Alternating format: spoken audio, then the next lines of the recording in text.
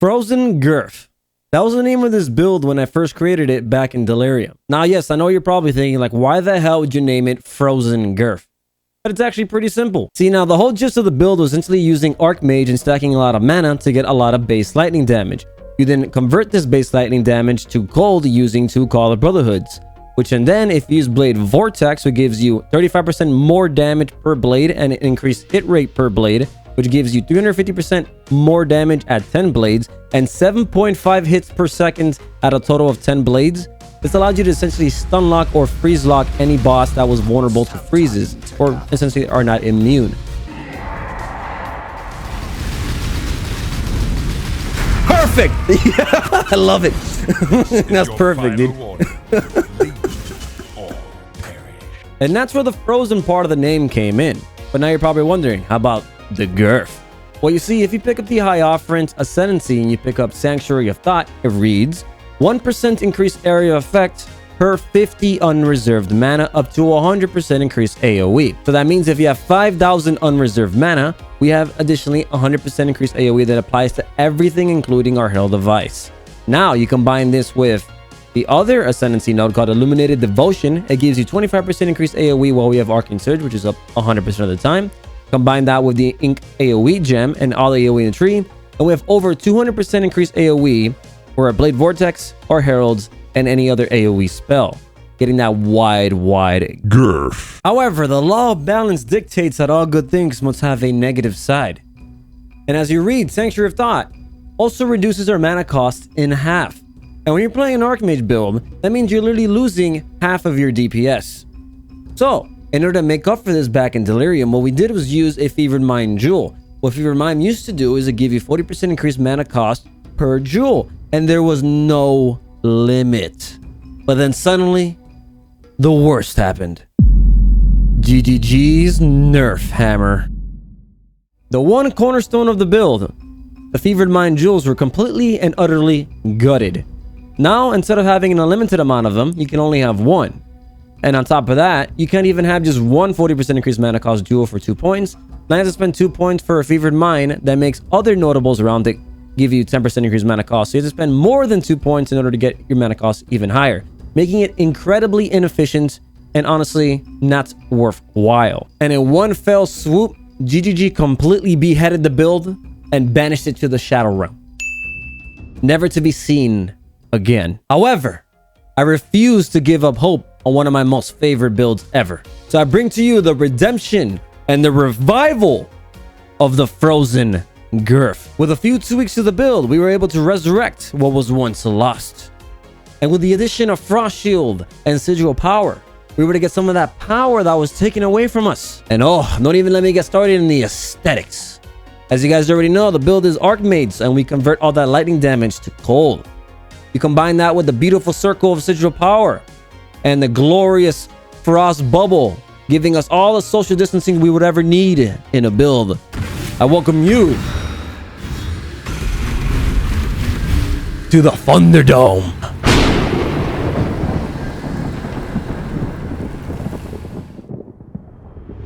So with that out of the way, let's review the 3 criterias for a good build.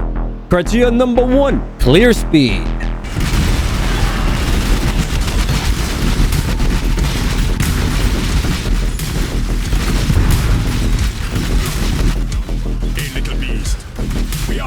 Now.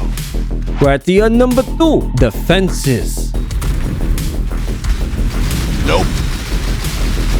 Nope. Nope. Nope. So I took a slam to the face and I did not give a fuck.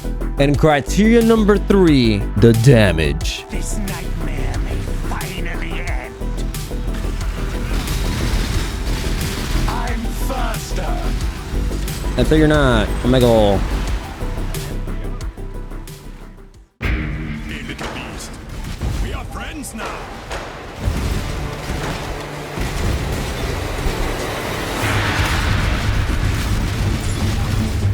Do not worry, little beast. Friends now. Time has no meaning. Your pain will be endless.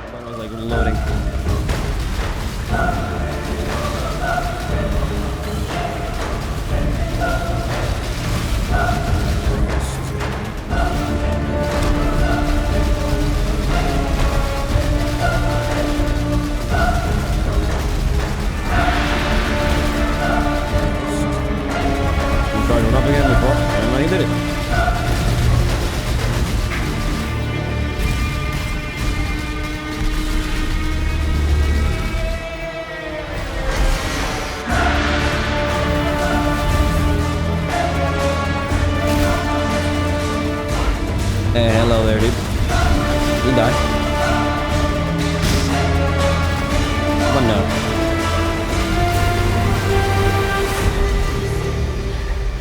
But except for that one corrupting blood moment, pretty cake. Pretty fucking cake. The abyss.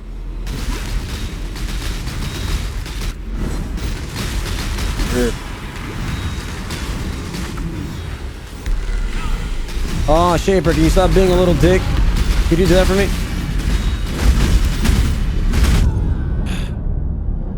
I can never get a good recording of Uber earlier, dude. Fuck's the golf. Garbage. What? The fuck was that? Okay. The gods blessed me with a watcher side. And with that, guys, if you guys have enjoyed what you've seen so far, please consider leaving a like on the video and subscribing to the channel, as it helps me immensely with the YouTube algorithm. On top of that, if you guys want to see how these builds are made over a 3-day time period, you can check out my Twitch at twitch.tv/Kogadas in the link down below, as I stream every Friday, Saturday, and Sunday. On top of that, if you guys have any questions, you can join the Discord community. It's a one-stop shop for any questions that you want answered sooner. Or if anything, you guys can always, ask the questions down below in the YouTube comments, and I'll do my best to answer them. And with that, guys, let's go right into the build detail. Welcome back into the detailed section of the build guide. This character is called Massive Frozen Girth because essentially it is the second iteration of my Frozen Girth build that I made back in Delirium, which got nerfed into Oblivion by GGG. Now, the way this character works is we're using Archmage with Blade Vortex. The reason why this works so well is because Archmage likes builds or skills that have a lot of duration. When you're using Archmage, your mana cost is really high, thus you can't spam your spells a lot. Well, when you use a duration spell, you don't have to spam your spell because it already lasts a certain amount of duration. Since our Archmage lasts around 7 seconds, all we have to do is just cast once with Unleash to get 4 blades, and twice to get 8 blades, and you only really cast one more time for 10 blades per single target, and that is it. Thus, our mana pool is completely safe. So essentially, we abuse this using Hierophant to get a lot of AoE from Sanctuary of Thought, and from Illuminated Devotion. Now, the only downside is Sanctuary of Thought has, of course, 50% less mana cost of skills, but we more than make up for all this, less damage because we're using Archmage and mana cost is damage, with things like 10% less mana reservation of skills, a little bit of mana reservation on the tree, and using Prism Guardian stack a lot of auras. We stack Zealtry, Discipline, Hatred, and then of course her device for the nice aesthetics, and just for the fun clear speed, right? You combine this with an Ivory Tower, and what ends up happening is that we can actually reserve all our life, essentially, and only use Energy Shield as our life pool. The problem with this is that when you go low life, you have to worry about chaos damage, because chaos damage bypasses Energy Shield and goes directly to your life pool. So let's say if you're not using Shabs or something like that, you just get one shot no matter how much Energy Shield you have, unless you go CI. Well, with the Ivory Tower, it reads, chaos damage is taken from mana before life. So what's up happening is, now we have literally, in this scenario, I have 8,000 mana. We have 8,000 life to then tank a lot of chaos damage. Now, the beauty about this build is, since Fevered Mind has been nerfed, and we're not using it anymore, our mana cost is nowhere near what it was before. See, before our mana cost used to be around 2,500 to 3,000 mana cost. Now my mana cost is only 800, so I can literally spam the crap out of the spell. You might think, it's like, don't you want a higher mana cost? Well, yes, but in this case also no, because if we have a lot of mana cost, then there's a high likelihood that we will run out of mana and then get one-shot by chaos damage. It happened frequently in my other build because I had no chaos resistance. And also I had an Adziri's Promise to make up for it, but then I didn't have a Quicksilver, which I didn't like. So in this case, I dropped the Adziri's Promise, put in a Quicksilver Flask to run faster, and now we have plenty of mana left over. And this is really good because Sigil Power, as you see here, has stages. In order to get more stages, you have to cast and cast and cast and cast until you get your max stages, which gives you a lot more damage. This is the benefit of being able to cast a lot, so I can spam without worrying about getting one shot from chaos damage. So this build's actually tankier than the previous build. On top of that, we do have a Arcane Cloak linked with, increased duration, second wind, and Arcane Surge completely maxed out. Now it gives us a very long Arcane Cloak with a very little cooldown. So we always have basically a maxed out Arcane Surge going up 100% of the time, and then Arcane Surge, or Arcane Cloak, is only down around 2 to 3 seconds. Now the build's absolutely fantastic because all that lightning damage is then converted to cold using Call of the Brotherhood. This is absolutely amazing because we then freeze all the bosses. Since we hit so often, they're basically just frozen locked. I guess you can say instead of stun locked, they're frozen locked. Then a little cool interaction is since we're hitting with cold damage, you use a stormrider cold conduction jewel. I'll explain how to craft this later. And the way you do this is that it says enemies chilled by your hits are shocked. Since we are, of course, chilling and freezing, they're going to be instantly shocked. And when we shock them, it says you have a 10% chance to get a power charge when you shock a chilled enemy. So basically, this is power charge sustain and a shock instantaneously, and it's about 15% increased damage taken, which is a more multiplier. You combine that with conviction or power, and you have a 25% chance to get an endurance charge when you get a power charge. So now basically we have 100% uptime with power charges and endurance charges, which is very, very, very nice because you do get reduced elemental damage taken while you have an endurance charge and penetration while you have a power charge. Right? It's a very, very nice synergy. And these jewels are usually, you know, expensive, but it's an easy way to craft them, and I did it my way, and I saved a lot of money. So now to show you this build, I have a Canyon here because I love Canyon with an Elder. We have a Bestiary and Legion. I put Bestiary in there because, you know, the little monster's going to be pretty tanky. And a Fragment because I don't know what else to put. Blessings. So let's go up here into our map pool. We also have Sextants up here, and it's, you know, Conquer Influence is basically a tier, what is it, 16 map. So let's go all out, and if anything, I'll put some Bloodlines on it. So you can see the juicy freaking clear for this build. So we have Herald of Ice for aesthetics, essentially. But our increased AoE, we basically just walk in there and just blow everything up. And since we have Energy Shield Leech Gem into our 6 link, we are actually leeching a lot of, you know, HP per second. So we don't really have to worry about regen or things like that. We can stay in the fight however long we want. Now, a good thing you can do is, in the middle of a fight, you can drop a little bubble and you take less damage. And since we have someone where you can basically stand in a corner of it and never, like, you don't have to worry about anything. Bubble. Now, in a scenario like that where you do take a lot of damage, you have no life pot, what you want to do is cast Vol Discipline. Vol Discipline gives you... There's a waste of it. Vol Discipline essentially gives you a... What is it? Like, essentially, energy shield regen, but massive. You can see here, cast a temporary aura that prevents energy shield recharge from being delayed. So you're just constantly recharging mana. And recharging... Not mana, excuse me. Energy shield. And it's basically like a life pot that never ends. And it's super, super fast. Right? So that's incredibly useful. And we also have things like Sinner Swallow in order to, you know, recover mana back and our energy shield back. It's very, very nice, you know, basically sustain for a build like this. And since we are critting, when you crit with fire damage, you have a 100% chance to ignite. So, I have one Abyssal Jewel right here with... You done yet? Thank you. We have a little bit of fire damage on our Abyss Jewel over here. You see 9 to 12. It can literally be 1 to 2. Doesn't that matter? We will always ignite since we're always critting. And that means we always get the debuff. Or I guess the buff for me, the debuff for the enemy for Sinner Swallow. For even more damage. But man, this build is absolutely amazing for heist. I rarely ever die because everything is basically frozen. Bosses included. And oh my god, for Delve, it's just like aesthetic. Blue on blue. You cannot complain. So, this build was absolutely amazing. I have so much fun for this build. It's one of my favorite builds ever. So here we have a Legion. When you really want to go ham, you pop Vol Blade Vortex and you pop Vol Discipline. That way you don't die. And just go to town. You guys can see here. Our Vol BV can do whatever it wants if it doesn't, you know, go 2 IQ on me.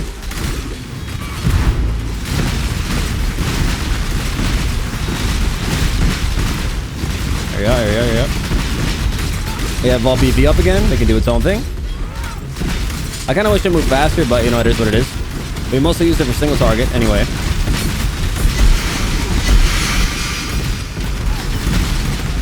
I don't. And I'll loot all this crap later because honestly, I'm rich enough as it is and I do not care. But you can see what ends up happening when you have so much AoE like that is generic. It affects the Herald of Ice. It affects the Frost Bomb. It affects, you know, our Frost Shield. It affects our Sigil Power. So it is such a nice quality of life. And for single target, of course, you want to put increase or take out increase AoE and put concentrated effect. So go in here. This boss is quite annoying, so let's actually go all out here. Kill this stuff. Look at the AoE for our Righteous Fire. So you can see how much AoE this build really has.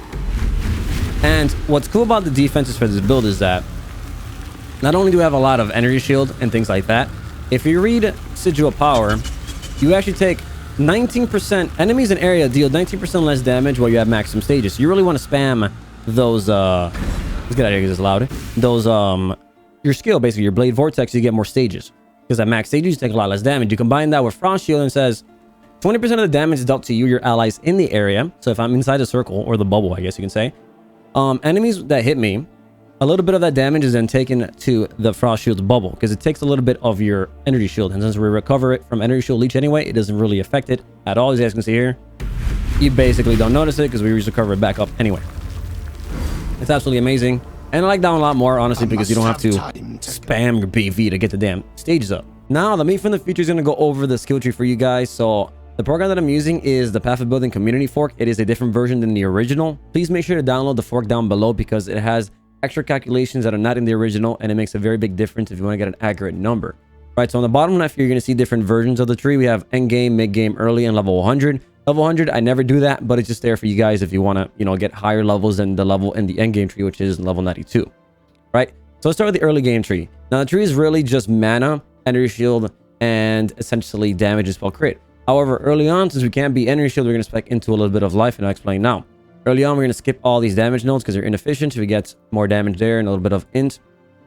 You know, life, Arcane Will's mana regen, which is really nice. A little bit of mana here. Spell crit and crew preparation. If you notice, I didn't pick up quick recovery because I'm not going to use it in endgame. If you want to pick it up now and take it out later for 3 points, go ahead. The reason why we keep crew preparation is because we're using a jewel here called Healthy Mind that converts that into mana. And it makes a very big deal because it converts it at twice its value. So for an Archmage build, it's really, really good. Right?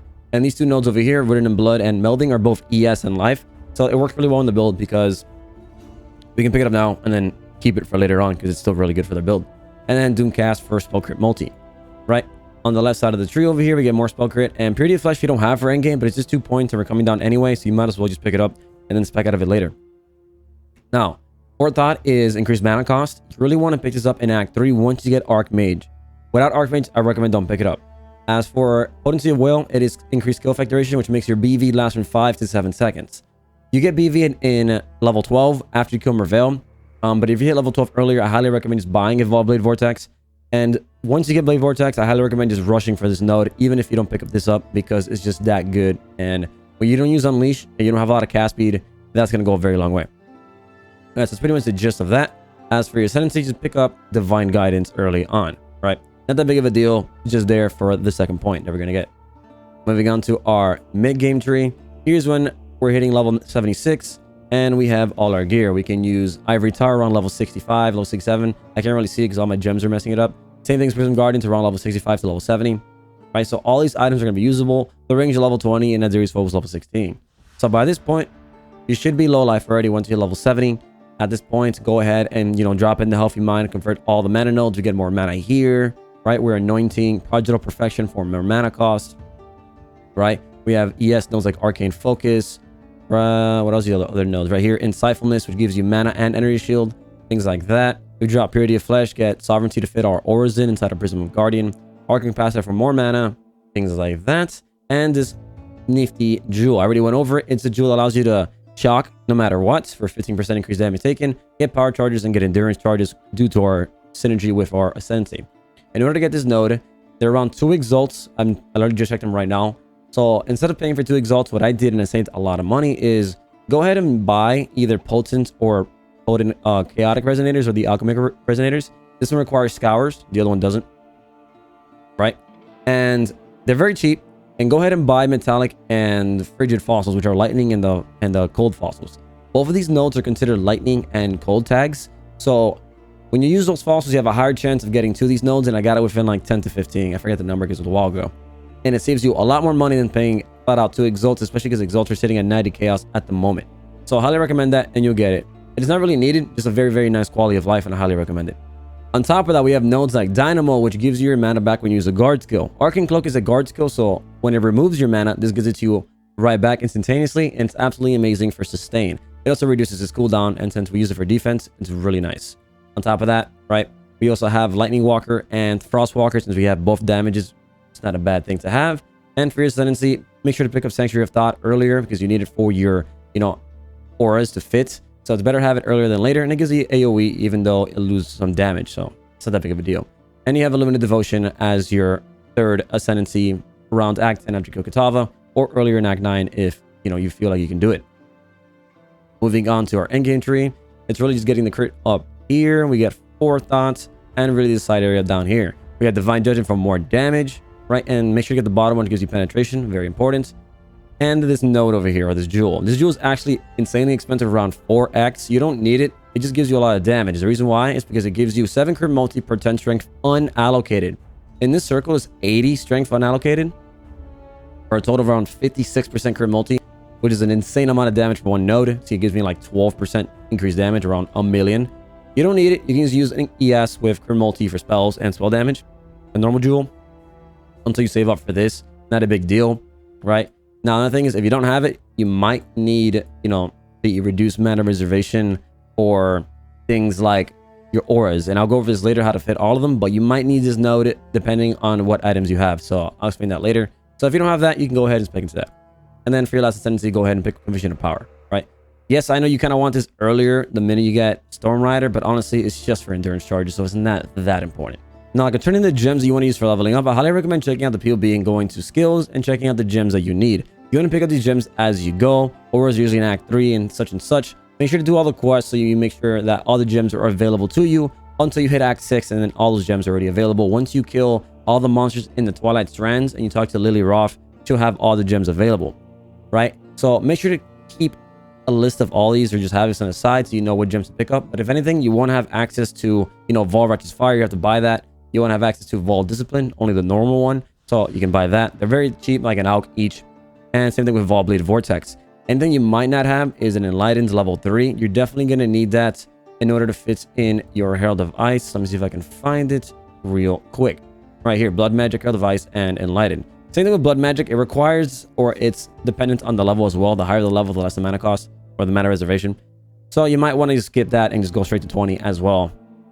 It's up to you, right? Because until then, you most likely won't be able to fit Herald of Ice. And that's why the whole reduced mana reservation node came in.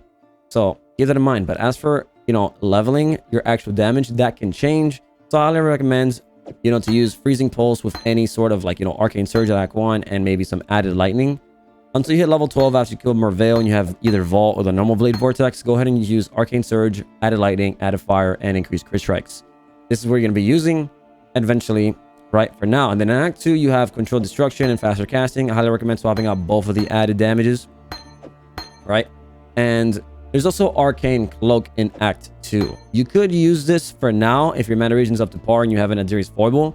And if you do, you can just link that with Arcane Surge to get a maxed out Arcane Surge buff. And then you can put Fist of Lightning. Things like that, right? Up to your scenario, depending on what's your mana cost and are you comfortable using this. See, the reason why I don't recommend this using Arcane Cloak is because in Act 2, you also have Herald of Ice and Herald of Fire, which I recommend over using Arcane Cloak. And when you're reserving your mana, this is not going to be that useful. So I highly recommend just using Arcane Surge with the 2 Heralds. By Act 3, right, you will have access to Archmage, Energy Shield, Leech, I believe, yes, and Hypothermia. On a quick note, Concentrated Effects is also available by Act, 2? I don't recommend it because it lowers your clear for the sake of damage. So if you want to use it for bossing and swap it out, up to you. But for now, just level it up on the side, right, for this. So in Act 3, now we have Archmage, which you really want to be using for sure. And here's the scenario where if you're using Call of Brotherhood, go ahead and use Hypothermia. You can swap out, Arcane Cloak, put Hypothermia, or Arcane Surge, and put this in your Arcane Cloak.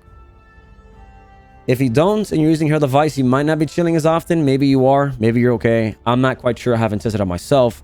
But that's pretty much your only options for now.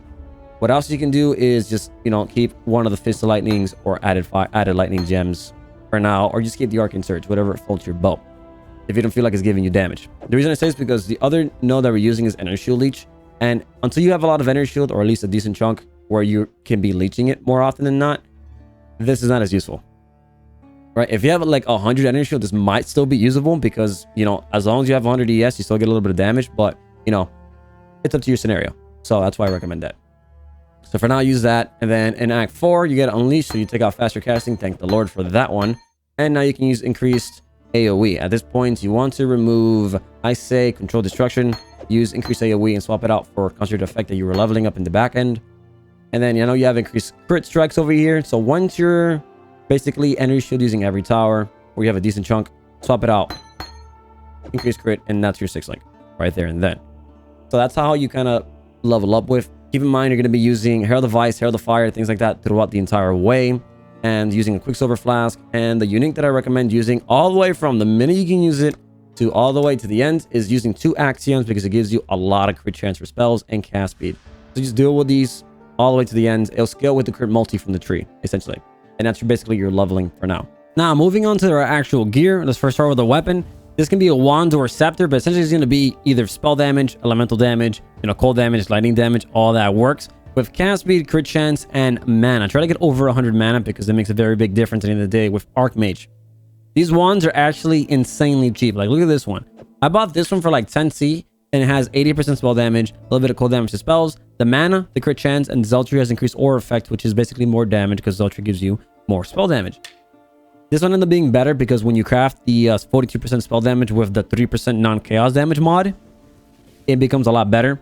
But yeah, these things are actually dirt cheap, and because Heist has that one room, the enchanted armaments, that makes items roll really well with an enchantment. Luckily, I was able to cop one of these, but trust me, there were just so many. I wanted to buy the entire market because they're all so good. But essentially just, you know, cast speed, spell crit, mana, a little bit of spell damage. So you got to work with, right? Here we have Arcanist Brand, Frost Bomb, and Assassin's Mark. When you summon Arcanist Brand, it will attach to the enemy. Automatically summon Frost Bomb, right? And with Frost Bomb, it will basically lower the resistances by minus 25 cold res, and then also Curse them with Assassin's Mark, which is a lot more damage for us since we crit harder and we crit more often. Moving on, our shield is very important. You want a Prism Guardian. Try to get one with maxed out dexterity because it's 20 to 30 dexterity. It gives you, you know, it makes a very big difference. You're going to need that dexterity. Trust me on that one.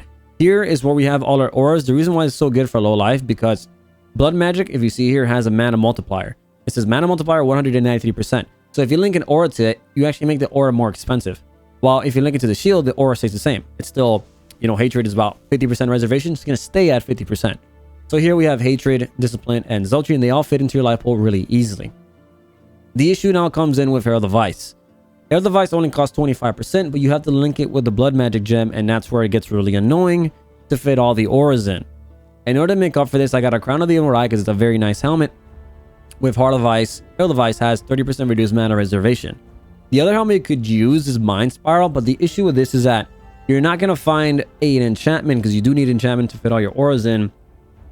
With either, it can be either Hatred, Zeltry with 50% reduced mana reservation, or ideally Herald of Ice has 30% reduced mana reservation. These are actually the cheapest. And if you guys hear, and this will be in the description down below, these 2 links. It essentially is, you know, one is Mind Spiral, the one is Crown of or Eye. You click one of these boxes, and now it's going to search for that item, right? So Hatred is about like 2-3 exalts. You don't want to buy that one. It's actually the weakest one. Zeltry is about the same. About 2 exalts. And then the one you really want to buy, and it's the least common one, unfortunately, is Herald of Ice. It's 1 exalt, and the other one's 2 exalts. Has reduced mana reservation. The problem with Mind Spiral, even though it's cheaper, is that they just don't exist. No one out there is enchanting them. So I'm gonna put the link down below anyways, but good luck to you guys to find them. It is the issue. Now, you know, of course, if you don't have these enchantments, you don't have to use Herald of Ice for the built-in function, but it's just very nice for the clear speed and, you know, the sound effects. So it's up to your scenario, but you don't really need to use Herald of Ice for the built-in function. Now, in order for your mana cost to fit all the auras in, here's what you have to do. In this build, right, we have down here, we have Enlightened linked with a Herald of Ice and a level 20 Blood Magic. The Enlightened is level 3. You combine this with the Herald of Ice enchantment, and of course, just as the aura nodes right here, and you can fit them all really, really easily. However, if you can only find a Hatred one or a Zeltry with reduced mana cost of 15, sock it in real quick, you're gonna see that we lose basically our Herald of Ice. It just costs damn much. It's like 35%. It's ridiculous. So in order to actually fit it in, we have to remove a Blood Magic for a level 21 Blood Magic, which costs around an Exalted. That's why I'm saying you to buy the helmet instead. Right? You would have to put a Conqueror's Efficiency, which is free. You get it for free while leveling, for one of the jewels. And then a Healthy Mind. Ideally this one because it's the most cheapest one. If you get a Healthy Mind with reduced mana cost, again, it's expensive. Like, we're talking 2 exalts. So I recommend the helmet instead for Herald of Ice. Then you can fit the Herald of Ice. Now, the cheaper version of doing this, right? Let's say you put this back on so you guys can check it out. The cheaper way of doing this, but of course you lose some points for it. Put a level 20 back on.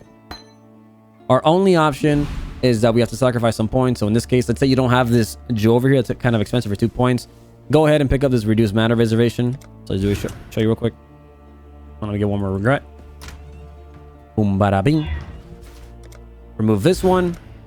And yeah, 4% reduced mana reservation there. And now you should be able to fit it in, and boom, there you go. So instead of spending all those exalts, you can fit it in really easily right there and then. And it also gives you energy shield, which is quite nice, right? So I really recommend this one for the people out there, but it doesn't change the fact that you need either a Hell Device one or a Hatred one or a Zeltry one, right? So the links are down below if you guys want to search them up. I wish you the best of luck, but I recommend the enchantment. It'll save you more money than the jewels and things like that. So with that out of the way, until you fit your auras in your helmet, we have Second Wind, Arcane Cloak, Arcane Surge, and Increased Duration. That way, you know, Arcane Cloak is on your walk for free. I must have time to gather my will. Thank you, Templar. You have Arcane Surge for a long duration, Arcane Cloak for a long duration, and their lower cooldown. Simple as that. For your gloves, you really just want ES, resistances, and craft mana if you can, but look for dexterity because you're really going to need that dexterity for dash especially. And here I have my Second Wind, dash, Sigil Power, and Frost Shield, like I said before, so you can spam them. We'll have any issues, right? So, that out of the way, your boots are just going to be the same thing. ES, movement speed, resistances, a little bit of mana if you can suffice to get it. You know, even these boots are dirt cheap and I don't have that much mana on them. And, you know, I had an open suffix crafted some more strength and dexterity because I needed it. For your belts, basically energy shield, mana, resistances, that is it. I had an open socket or slot for a suffix and I crafted regenerate 120 energy shield per second while rare unique enemies are by. It helps out quite a bit for a little bit of regen. So I took it anyway. There's nothing else we can put other than really damage. But that's a prefix and I didn't have a prefix open. For your Abyss Jewel, ES, mana, and look for fire damage. That's it. They're dirt cheap. Just buy it for like 1 to 5C. That's all you're looking for. That way your Sin Swallow can, you know, ignite. Rings, I already said them. Call the Brotherhood. Make sure to buy them with 60% cold res as the implicit and with the Catalyst 20% maxed out.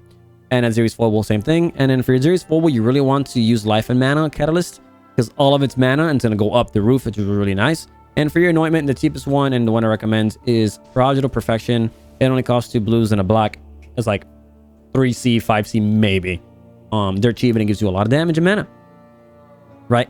As for your 6 link, obviously your Ivory Tower, it is 1 chaos. Try to 5 link it and then eventually buy 6 link one or 6 link yourself if you have the luck. And gives you a lot of mana, gives you regeneration of energy shield, which is quite nice, but basically is a low life version for Archmage build without, you know, having to buy shabs, which is really nice. Here we have, like I said before, Blade Vortex, Unleash, Hypothermia, Energy Shield Leech, Archmage, and increase AoE for clear and concentrate effect for single target. Flask, Quicksilver, a Sinner Swallow is very, very nice for the build, ideally with crit chance. A Diamond Flask, you know, get some bleed removal. A Wise Oak, and then a Sulfur Flask. Here I have immunity to freeze and chill. You're basically your most 2 important immunities. We don't have any immunities to curse, but you know, it is what it is. And if you notice, I don't have a mana pot because I don't need one.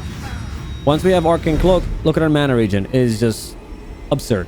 I don't need a mana pot. And Sinner Swallow gives me mana when I kill things anyway. So all that is left now is basically talk about Pantheons. For a Pantheon, we have a Soul of Brine King. You really want to get the stun immunity because mana cost or like low life has issues with stun. This build really doesn't. So you just get Soul of Brine King. Trust me, you rarely ever get stunned. But it's usually a common issue. So go for it. It's very nice. Try to upgrade it with reduced effective chill.